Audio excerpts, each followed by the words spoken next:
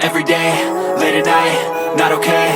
All I want, and I pray, all I need are some better days. Fuck me, I'm looking in the mirror, so foggy, but I've never seen clearer. I don't really think anyone can save me, and honestly I'm not really sure I want saving. I like to be my own worst enemy. There's no risk if you don't try at anything. Da es noch ganz klein ist, hängt es noch an der Flasche. Hi all! So today I am going to take you with me again to a wonderful German institution, so-called Zulassungsstelle, car or motorcycle registration office. So today I will show you how to register your motorcycle in Germany and what are the related costs. Let's go! Landratsamt Dachau, so-called Zulassungsstelle. You need to get online appointment first. And let's see, I'm a bit too early, but hopefully I can get it.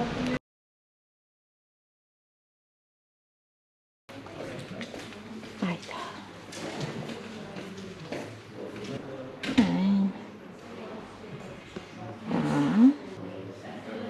Wow. Yeah, should be sure. Eventually.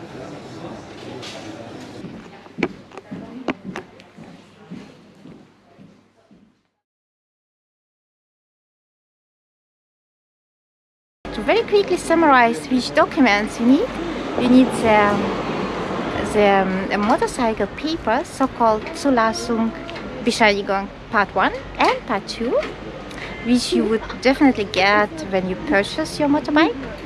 You need insurance, so-called EVB number, which you will get very quickly online, usually when you buy your insurance. And you're gonna need obviously the inspection proof. You're gonna need Mandat, the online form which would allow financial institution to deduct taxes. And what else you're gonna need? Your passport. And that's all.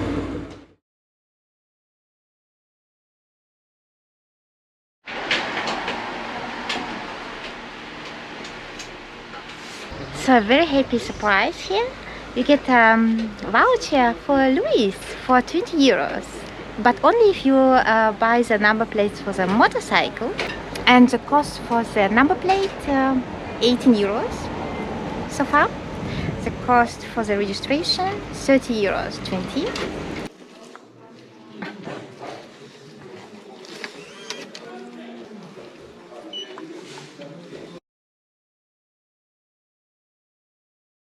Let me take some time and quickly talk about your future costs if you are owning a motorcycle in Germany.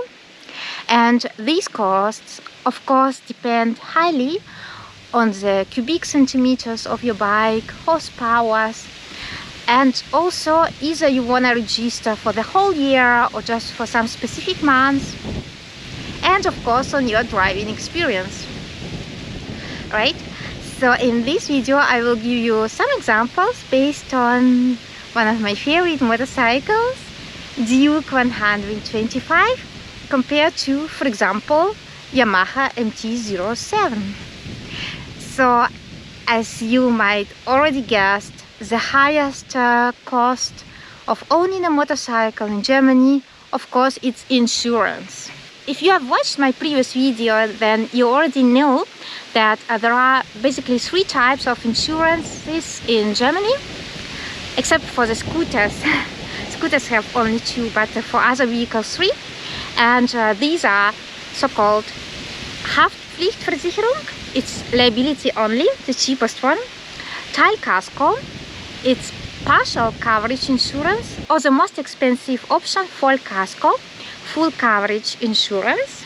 So if you are a beginner, and especially if you just recently got your motorcycle driving license, then the cost even for a small bike like Duke 125 can be really high. It's really easy to calculate online.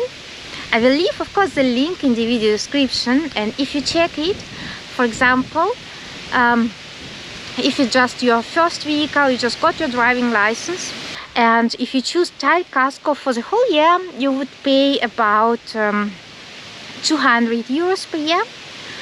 Between 150 and 200 euros per year. Full coverage option is very expensive, even for a very small bike like Duke 125. It might cost up to 500 euros per year, even slightly more.